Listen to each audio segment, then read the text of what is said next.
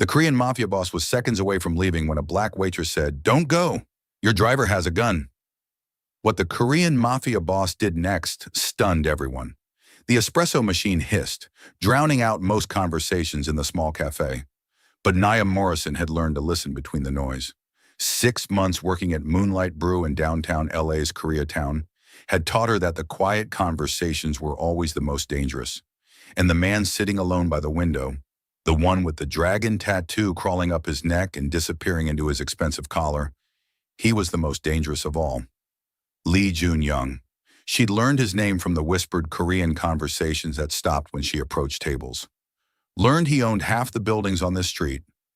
Learned that people feared him and respected him in equal measure. And learned over the past 6 months that he took his coffee black, arrived every Tuesday and Friday at exactly 3 p.m., and never, ever smiled. Today was different, though.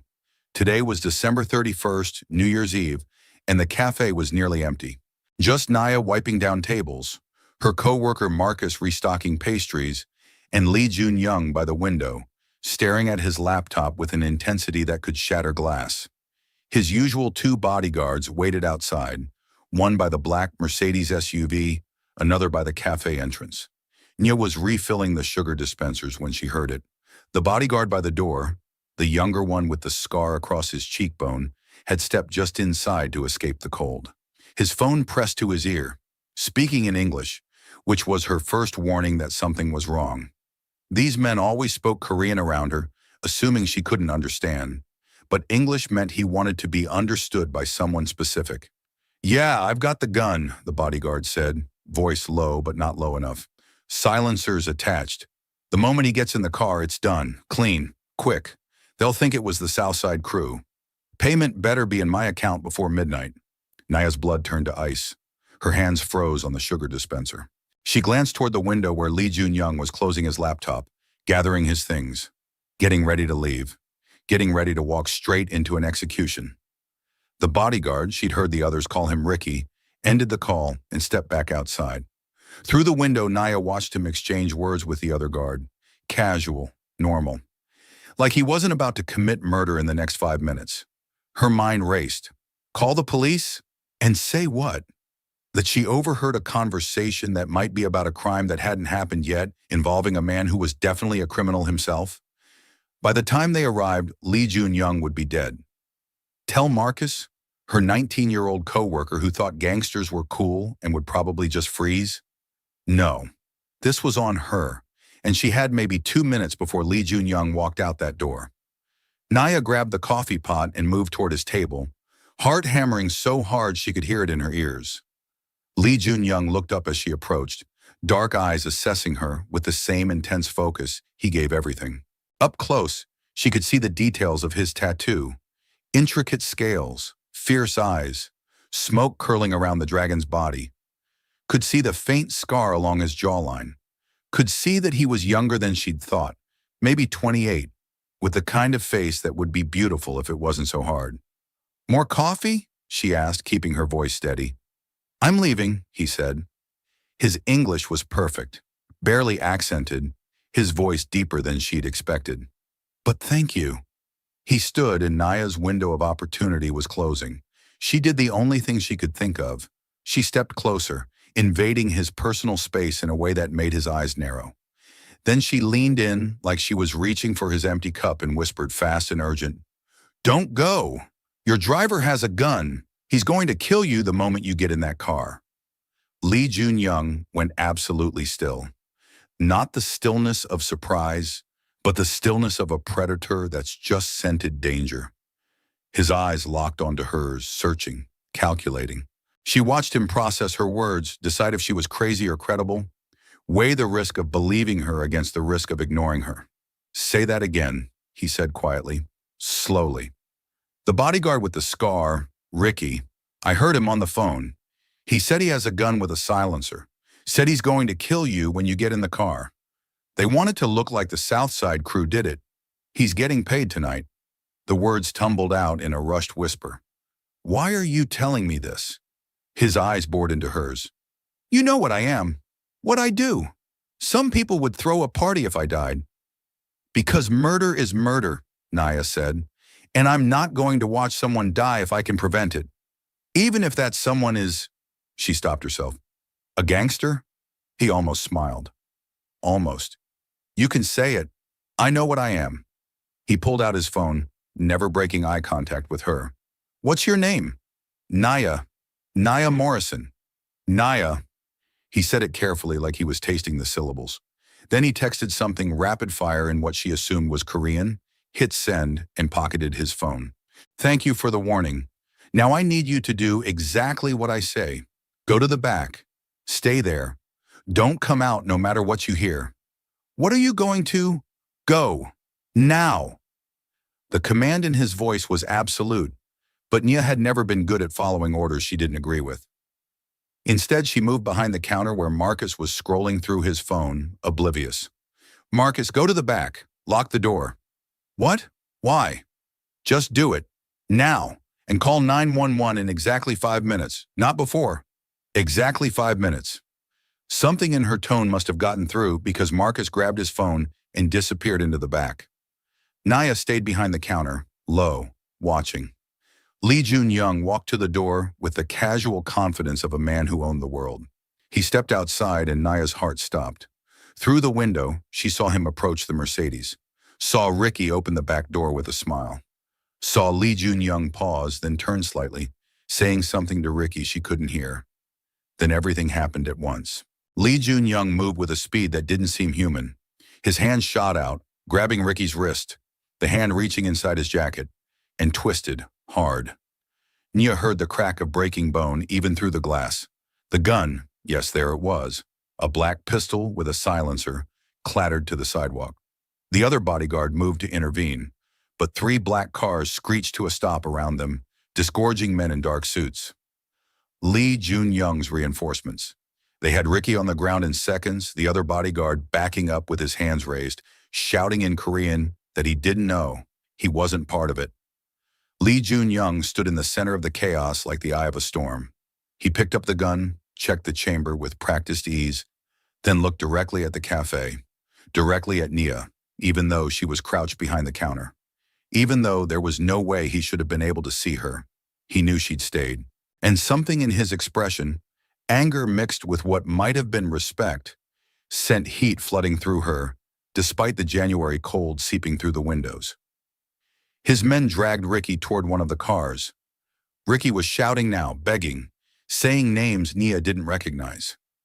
Lee Jun-young walked back into the cafe, and the little bell above the door chimed cheerfully, absurdly normal after what had just happened. I told you to go to the back, he said. I don't take orders well, Naya replied, standing up on shaky legs, especially from people I just saved. Saved? He considered the word. Yes, I suppose you did. He moved to the counter and Naya found herself looking up at him. He was tall, maybe 6'2", with the kind of presence that made the small cafe feel even smaller. That was either the bravest or stupidest thing anyone's done for me in years. Probably stupid, Naya admitted, but I meant what I said. I wasn't going to watch you die. Even though I'm a monster? His tone was light, but something dark flickered in his eyes. That's what they say about me. The ruthless Lee Jun-young, the dragon of Koreatown, the man who— I don't care what they say, Naya interrupted. I know what I heard, and I know what's right. That's enough. He stared at her for a long moment. Then, impossibly, he smiled. A real smile, small but genuine, that transformed his entire face. You're unusual, Naya Morrison. I get that a lot. I need to go. Deal with this situation. But I'll be back. He pulled out a business card, black with silver lettering, and slid it across the counter. That's my personal number. If anyone asks you questions about today, police, reporters, anyone, you call me first. Understood? Naya picked up the card. Heavy stock, expensive. Just a name and a number. Are you going to kill him? Ricky? Lee Jun-young's expression went cold again. Would it matter to you if I did? Yes. Why? Because if I saved your life just so you could take someone else's, that makes me complicit. And I won't be part of that cycle, even for you. He studied her with that unnerving intensity again. You have principles, admirable. Dangerous, but admirable. He moved toward the door, then paused. He won't die, but he'll wish he had. And the people who hired him will learn that betrayal has consequences. That's the world I live in, Naya. It's not pretty. It's not noble. But it's mine. I'm not asking you to be noble, Naya said. Just human. I'll try to remember I used to be. He left then, the bell chiming again, and Naya watched through the window as he got into one of the other cars.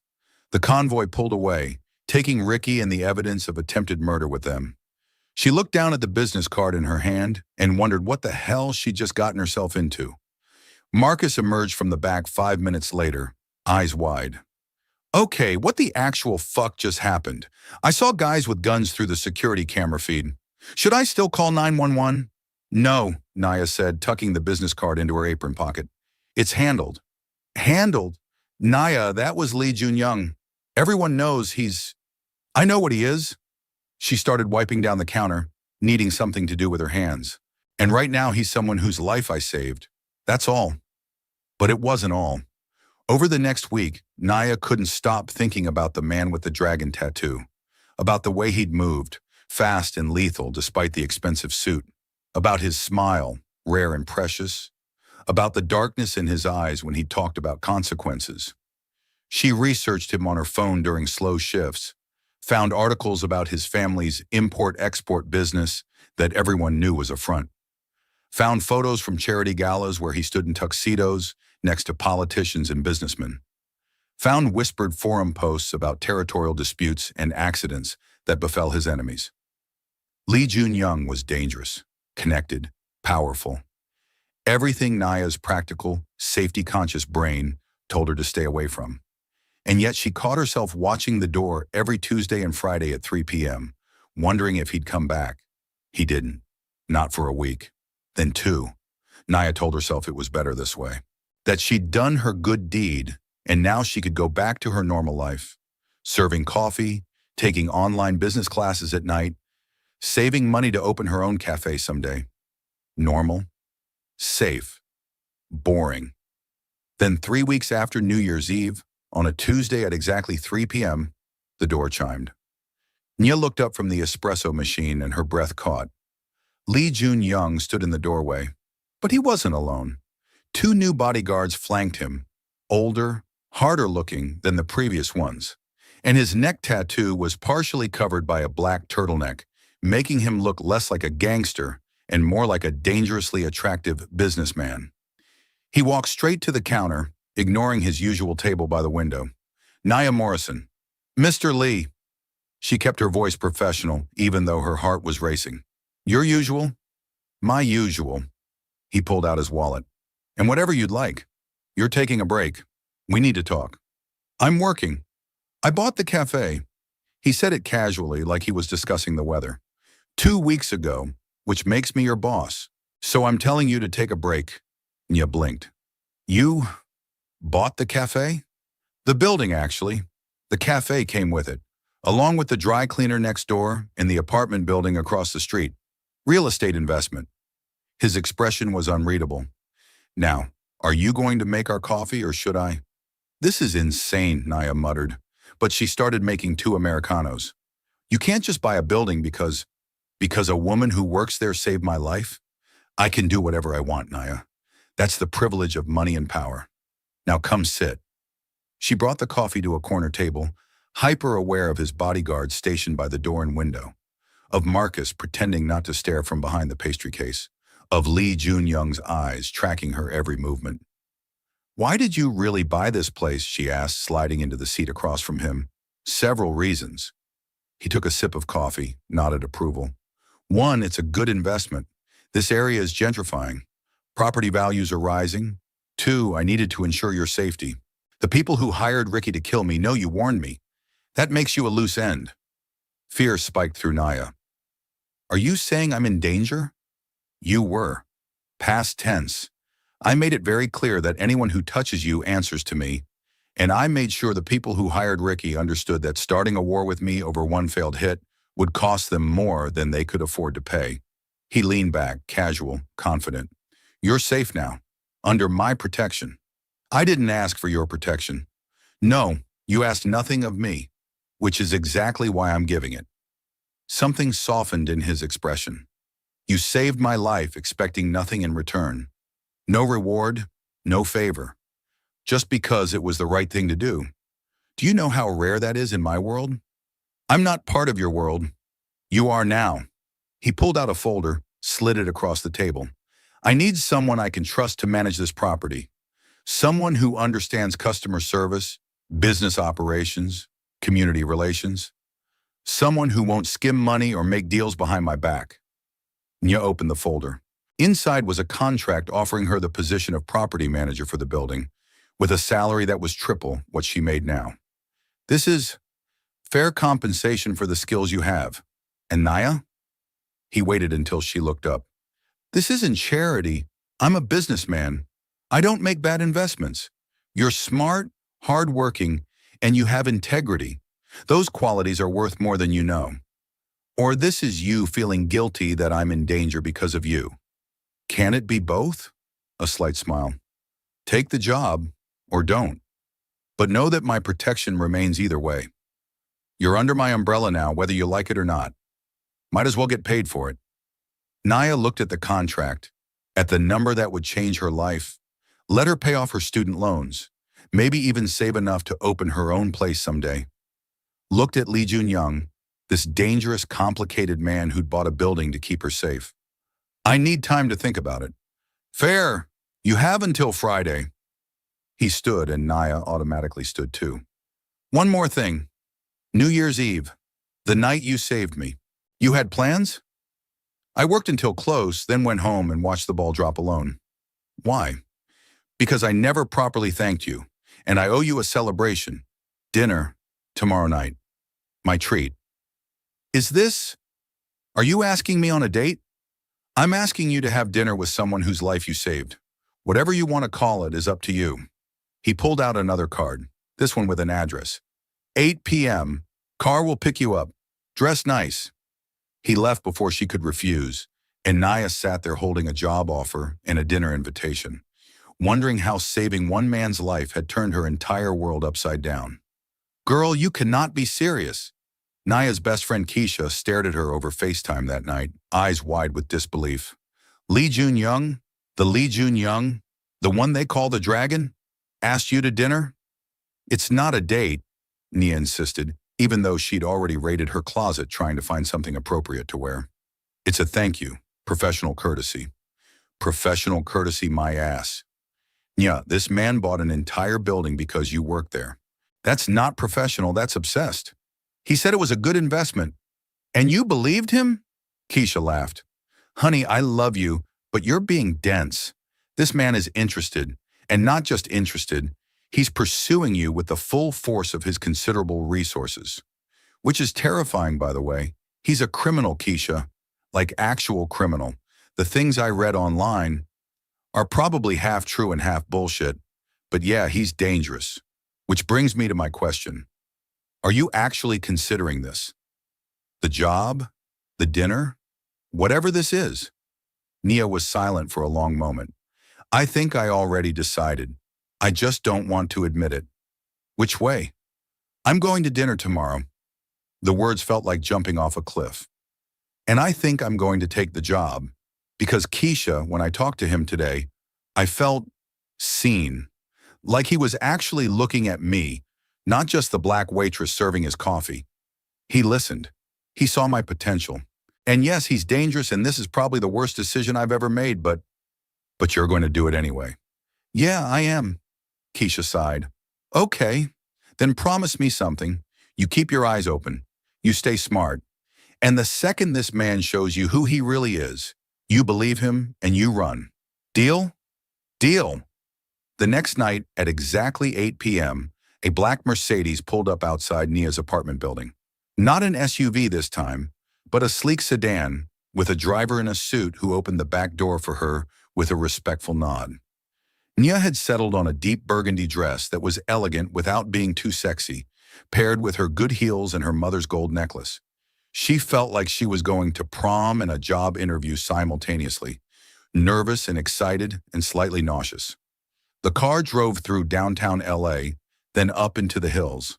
The houses got bigger, the lots more private, until they pulled up to a modern mansion that looked like something from an architecture magazine.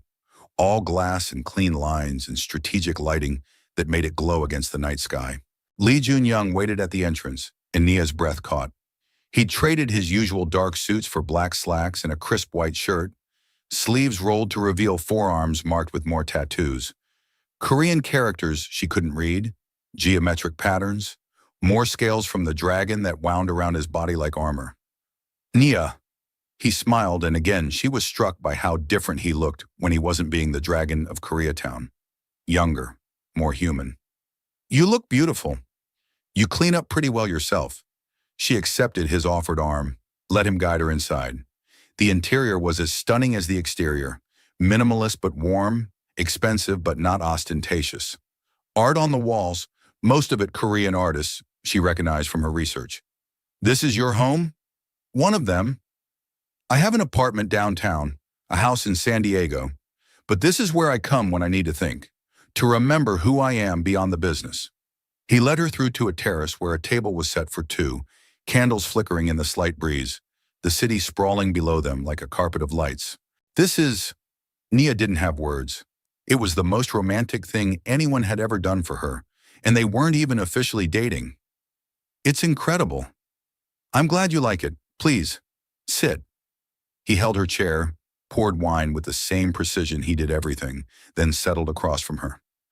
I should confess something. I'm nervous. You? Nervous? Nia couldn't help but smile. You literally disarmed a man trying to kill you without breaking a sweat. What could make you nervous? This, you, having dinner with a woman who saved my life and expecting her not to regret it by the end of the night. He took a sip of wine. Usually I know exactly what to say to people, how to read them, manipulate them, give them what they want to hear. But you're different. You don't want anything from me, which means I have to be real. And I haven't been real with anyone in a very long time. The confession was so honest, so vulnerable, that Nia felt her defenses cracking. Then let's both be real. I'll go first. I'm terrified of you, not of what you might do to me, but of what I might feel for you. Because every logical part of my brain says this is a terrible idea, but my heart doesn't care about logic. Lee Jun-young's eyes darkened with something intense. Your turn to confess. Why did you really warn me that day? You could have looked away. Let nature take its course. One less gangster in the world. Because I've seen what violence does to communities. Grew up in Inglewood watching gang wars tear apart families. My brother got caught in crossfire when I was 16. He lived, but he's paralyzed from the waist down now. Changed our entire family. Nia's voice thick with old grief. So when I heard Ricky planning to kill you, all I could think was, this is how it starts. This is how the cycle continues. And maybe if I could stop one death, prevent one act of violence, it would matter. It would mean something. I'm sorry about your brother. Lee Jun-young reached across the table, took her hand. His skin was warm, his touch gentle despite the calluses that spoke of harder work than business deals. And you're right, it does matter. You stopping Ricky saved more than just my life. It prevented a war, because I would have been killed by my own man, blamed on a rival crew, and my people would have retaliated. Dozens could have died. Did you kill him? Ricky? No, I kept my promise to you. His thumb stroked across her knuckles, sending electricity up her arm. I sent him back to Korea with a message for the people who hired him, and I made it very clear that further attempts on my life would result in consequences they couldn't afford. So far, there's been peace. So far, he agreed. That's the best I can offer in my world. Not certainty, just managed chaos. Dinner arrived then, carried out by staff who moved with silent efficiency and disappeared just as quickly. Korean fusion cuisine, each dish more beautiful than the last. They ate and talked, conversation flowing easily now that the initial tension had broken. Nia learned that Lee Jun-young had studied economics at Stanford, spoke 4 languages, played piano, and secretly funded scholarships for underprivileged Korean-American students. That his father had built the organization from nothing and died when Jun-young was 23, forcing him to step into a role he'd never wanted. If you could do anything else, Nia asked, If you could walk away from all of this, what would you do?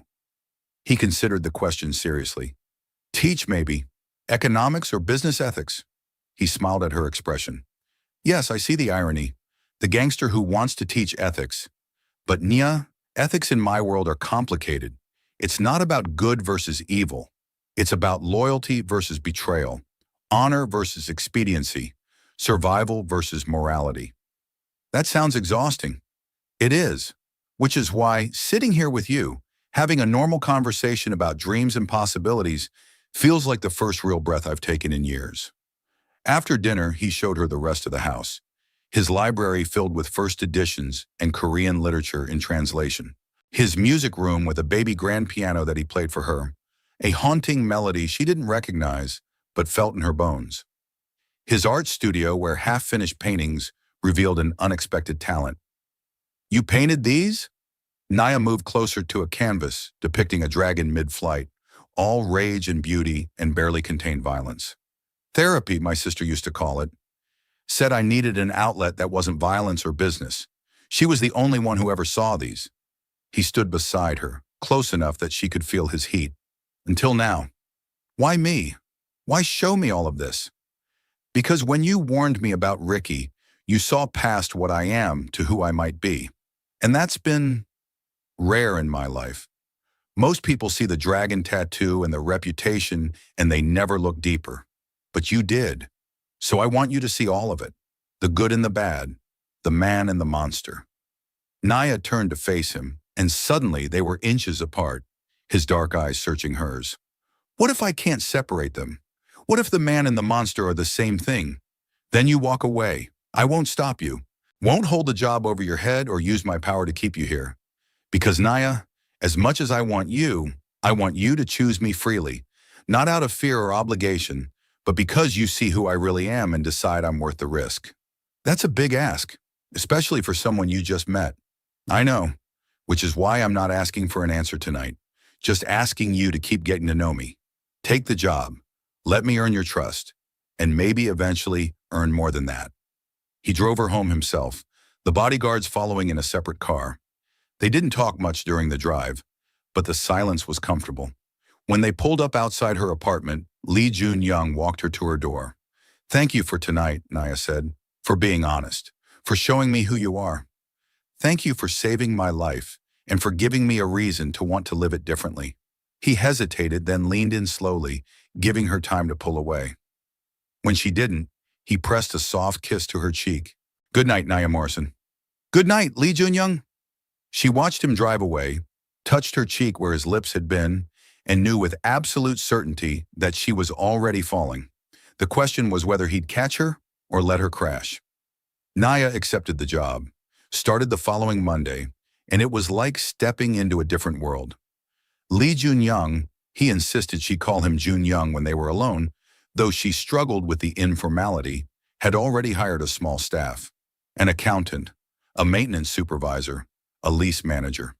Naya's job was to coordinate everyone, handle tenant relations, and make sure the building ran smoothly. It was challenging work, but she loved it. Loved having authority and responsibility. Loved that Jun-young trusted her decisions and backed her up when tenants tried to go over her head. Loved working in an environment where her intelligence was valued and her potential recognized. But loving the job meant seeing Jun-young regularly. He stopped by the building weekly, ostensibly to check on his investment, but really, she suspected, to see her. They'd have coffee in her new office and discuss business, but the conversation always drifted personal. His childhood in Seoul before moving to LA, her dreams of opening her own cafe, his complicated relationship with his family's legacy, her struggle to balance ambition with the guilt of leaving her old life behind. You're allowed to grow, he told her one afternoon, sitting across her desk in his perfectly tailored suit. Staying small doesn't honor the people you came from. It just limits what you can do for them. Is that what you tell yourself? When you do things your father wouldn't approve of? His expression darkened. My father built an empire on violence and fear. I'm trying to transition to legitimate business while keeping my people safe. He'd probably be disappointed I haven't expanded our territory or eliminated more rivals. So yes, I tell myself that evolution isn't betrayal. That becoming something different doesn't erase where I came from. Do you believe it? Most days, he leaned forward. And on the days I don't, I think about you. About a woman brave enough to warn a stranger about danger, principled enough to demand I spare my would-be killer's life, and stubborn enough to build her own path despite every disadvantage. You make me want to be better, Naya. That has to count for something. The moment stretched between them, heavy with possibility. Nya was saved from having to respond by her phone buzzing, an emergency with a burst pipe on the third floor. Jun Young left, but his words stayed with her. 3 months into her new job, everything fell apart. Nia was working late, reviewing lease agreements in her office, when she heard shouting from the cafe below. She grabbed her phone and hurried downstairs to find Marcus backed against the espresso machine, hands raised, while 3 men in leather jackets ransacked the cafe. "Where's the money?" one of them demanded in accented English. "We know Lee pays protection through here. Where does he keep the cash?" "There is no cash," Marcus's voice shook. "It's all electronic transfers. Direct deposit. I don't—" One of the men backhanded him, and Naya saw red. She stepped into the cafe, phone already dialing. "You have 10 seconds to leave before the police arrive." The men turned and Naya's blood ran cold. They weren't random thugs. They were professionals, and they looked at her with recognition that sent fear spiking through her. "Naya Morrison," the leader said, smiling. "We were hoping you'd show up. See, our boss has a message for Lee Jun-young. He's been encroaching on our territory, disrupting our operations. So we're going to disrupt something he cares about." He moved toward her, and Naya did the only thing she could. She ran. Back through the office, heading for the rear exit, phone pressed to her ear as Jun-young's number rang. "Naya?" His voice alert despite the late hour. "The cafe. Men breaking in. They know who I am." She burst through the back door into the alley and ran straight into someone's chest. Strong hands grabbed her arms. Another assailant, waiting. "Going somewhere?" The man's grip tightened painfully as he took her phone. "Yeah, boss. We got her. Bringing her to the warehouse now." Naya fought, screaming, kicking, but there were too many of them. A cloth pressed over her mouth and nose, chemical, sweet smell filling her lungs, and the world went fuzzy at the edges. The last thing she heard was Jun-young's voice from the dropped phone, desperate and furious. "Nia! Enyai!" Then nothing. Nia woke to darkness and pain. Her head pounded, wrists bound behind her back, ankles tied to a chair.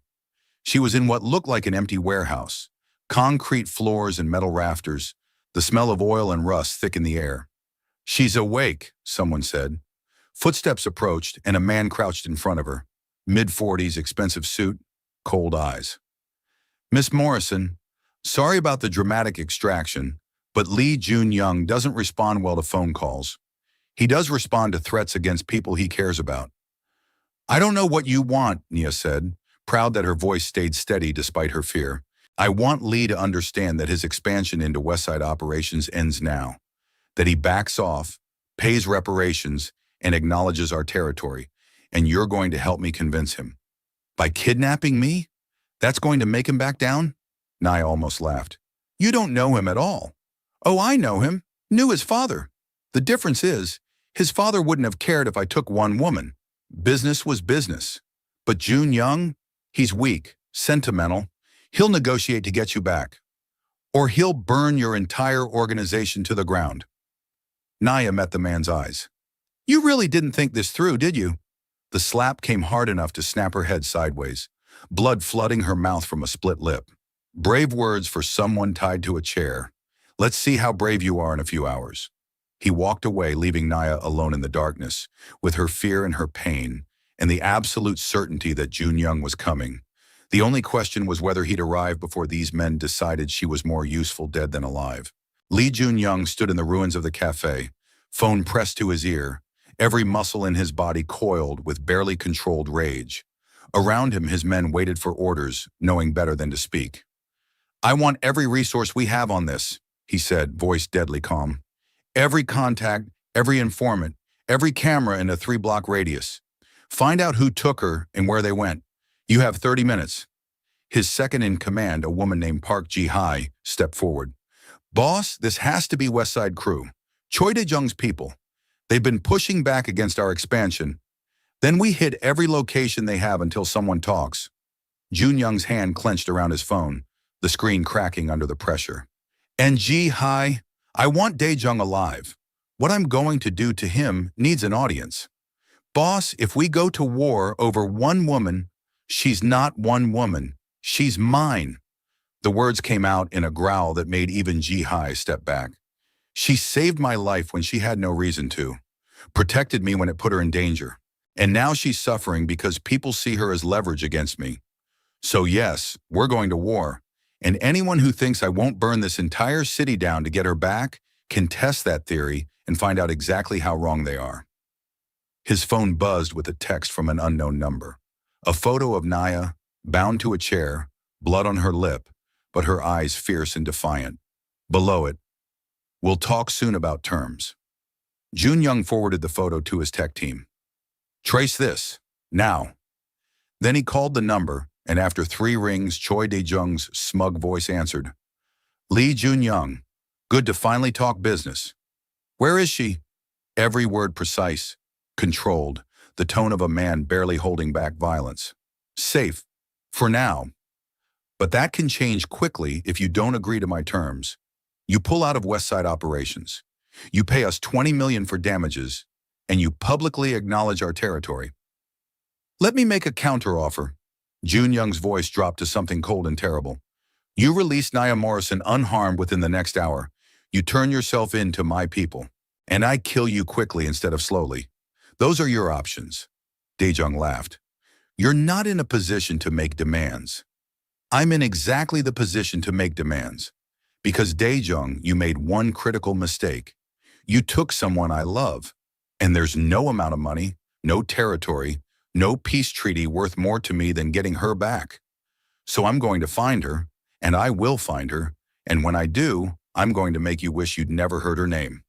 Big talk for a man whose woman is bleeding in my warehouse. You hit her." Not a question, a statement of fact that vibrated with promise of retribution. Just a love tap to show you I'm serious. Consider me convinced. And Dae-jung, know that every second you keep her, every mark you put on her, adds to your suffering when I find you. And I will find you. He hung up as Ji-hai rushed in. "Got the trace. Warehouse in Vernon. Sending the address now. How many men do we have ready?" 30, armed, ready to move on your word." "Get them. We're ending this tonight." Naya had lost track of time.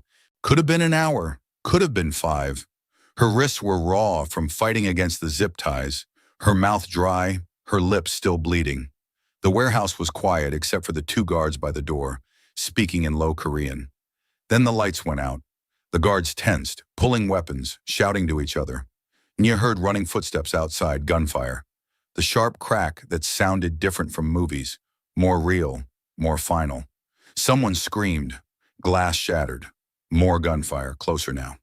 The warehouse door exploded inward, and Jun Young came through like a force of nature. Black tactical gear, gun in hand, eyes scanning the space until they locked on Naya. Relief flooded his expression for half a second before it hardened back into deadly focus. The 2 guards moved to shoot, but Jun Young was faster. 2 shots, precise and efficient, and both men went down. He was across the warehouse in seconds, dropping to his knees in front of Naya's chair. "Are you hurt?" His hands were already working on her bindings, gentle despite the urgency. "Naya, talk to me. Are you hurt?" "I'm okay. Just my lip, and my wrists are raw. But I'm okay." She watched his face as he freed her hands, saw the muscle jumping in his jaw, the barely controlled fury in every movement. The moment she was free, he pulled her into his arms, holding her so tight she could barely breathe. She felt him shaking, felt the rapid beat of his heart against her cheek, felt the wet heat of tears in her hair. "I thought I'd lost you," he whispered. "When I heard you scream on that phone, when I saw that photo," his voice broke. "Naya, I can't lose you. I can't." "You didn't. I'm here. I'm safe." She pulled back to look at him, and her breath caught at the raw emotion on his face. No mask, no control, just desperate relief and love so intense it burned. "We need to move." Jihai called from the doorway. Police will respond to the gunfire soon. Jun-young helped Naya to her feet, keeping an arm around her waist. Can you walk? Yeah, what about... She gestured to the guards. Dead. They hurt you. That's all the justification I need. No apology, no regret. Just cold fact. Da-jung. In the car, Jihai said. Alive, like you wanted. Jun-young's smile was terrifying. Good. Nya, I'm going to have Jihai take you home. I need to finish this. Finish? You're going to kill him. Yes. No hesitation. He took you. He hurt you. He threatened what's mine. That doesn't get forgiven, Naya. That gets answered. She should have argued, should have invoked her principles about violence and cycles of revenge. But looking at Jun-young, this man who'd torn through his enemies to save her, who was shaking with relief just to hold her, Naya found she didn't have it in her to ask for mercy. Okay, she said quietly, but Jun-young, come back to me. When it's done, come back. He kissed her then, fierce and claiming, tasting like desperation and promise. Always, I'll always come back to you. Jihai drove Naya to Jun-young's penthouse. Safer than her apartment, she explained, with better security. Nya didn't argue. Just let herself be led inside, accepted the first aid kit and clean clothes, showered until the water ran cold. When she emerged, wrapped in one of Jun-young's shirts that hung to her knees, Jihai was waiting with tea. He really loves you, the older woman said. I've worked for the Lee family for 15 years. Never seen him lose control like tonight. Is that bad? Depends on your perspective. For his enemies? Absolutely. For his organization? Potentially. Love makes you vulnerable, makes you predictable. But for Jun-young personally? Jihai smiled slightly. I think it might save him. Give him something to live for besides duty and revenge. You think I'm good for him? I think you make him want to be better. That's more than anyone else has done. Jun-young returned 3 hours later, just as dawn was breaking over the city. Nia was curled up on his couch, trying to read but mostly just staring at the door. When it opened, she launched herself at him. He caught her, buried his face in her hair. It's done. Dae-jung's dead. His organization is scattered. The threat is over. Good. She pulled back to look at him. Are you okay? I tortured and killed a man tonight. I should not be okay. But his eyes were clear, no regret in them.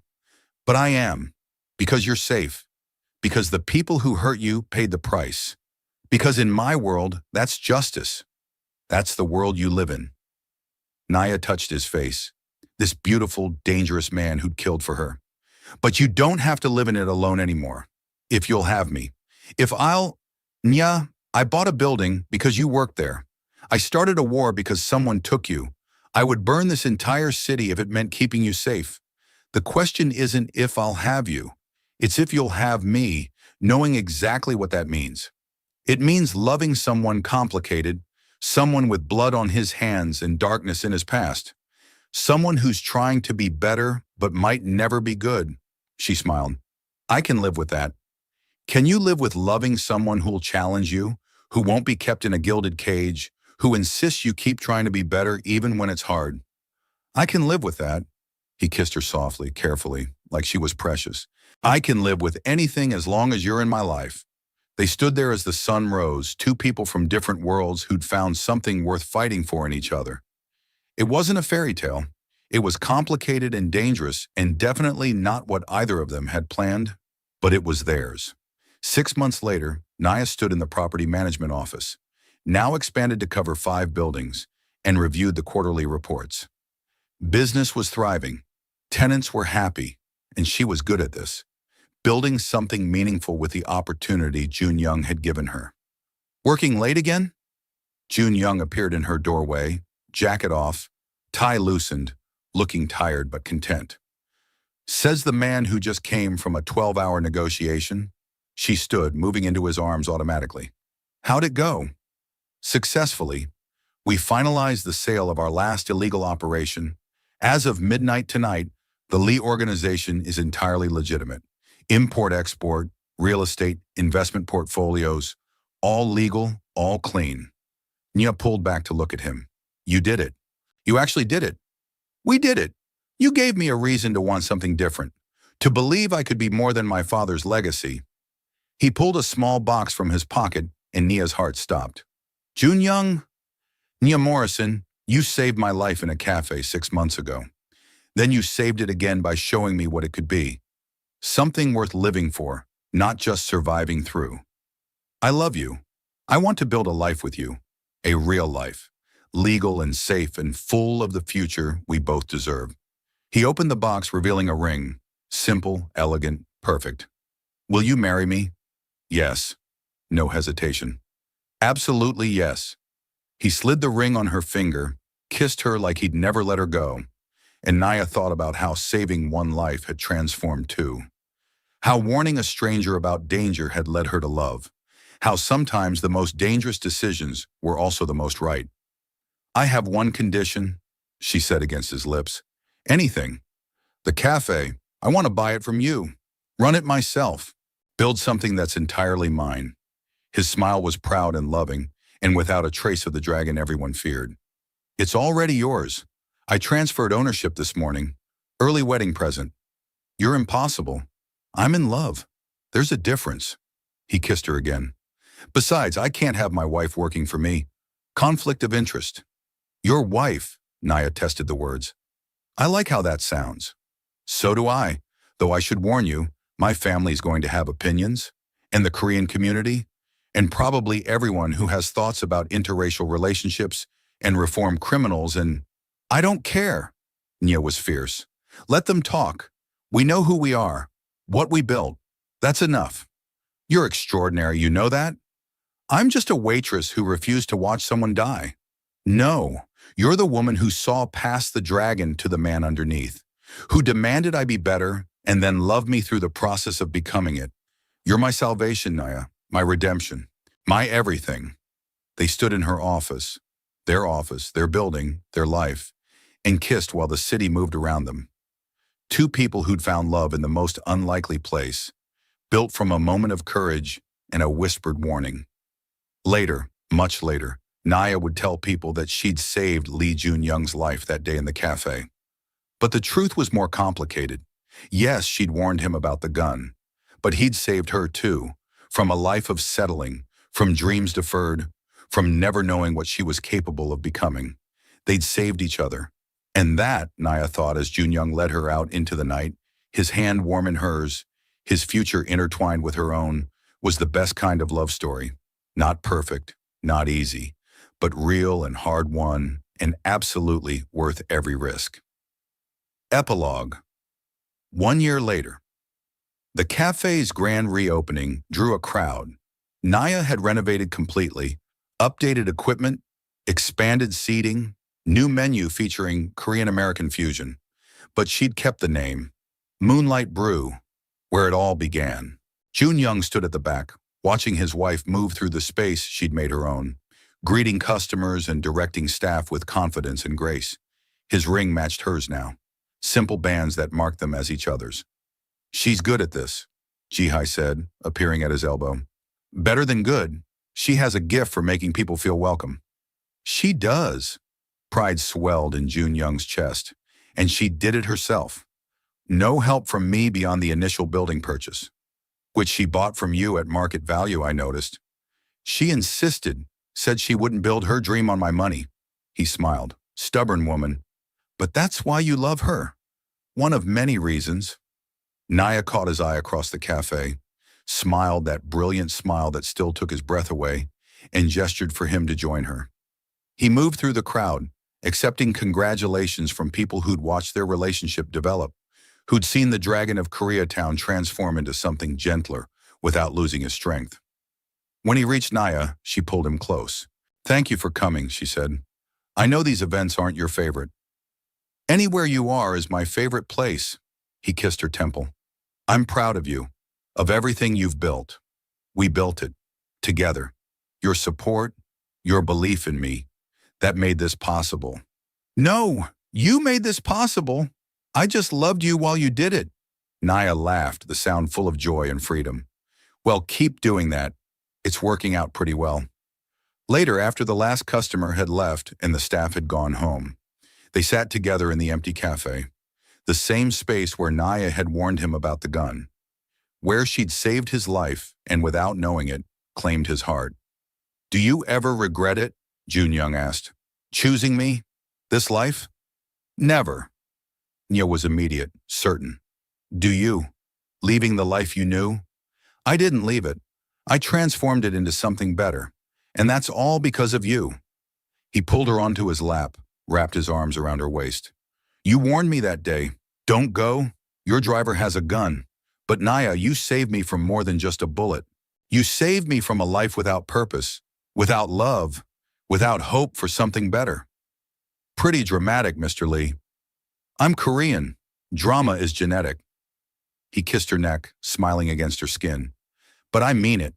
You're the best thing that ever happened to me." "Second best," Naya corrected, grinning. "The best thing was that idiot Ricky giving us an excuse to meet." Jun Young laughed, real and unguarded. "Should I send him a thank you card in prison?